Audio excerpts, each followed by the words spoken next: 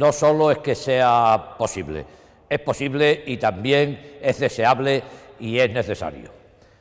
Podemos decir que para 2014, manteniendo la estabilidad presupuestaria, vamos a aplicar políticas económicas tendentes a la generación de más riqueza.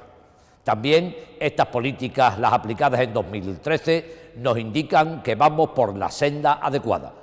en tanto en cuanto hace tan solo 15 días el Servicio de Estudios del Banco Bilbao Vizcaya publicaba un informe en el que indicaban que con las políticas que pretendemos aplicar con los próximos presupuestos, Extremadura crecerá por primera vez en 8 años, crecerá en un 0,9% del PIB, el mismo crecimiento, el mismo exactamente crecimiento que tendrá la media de España.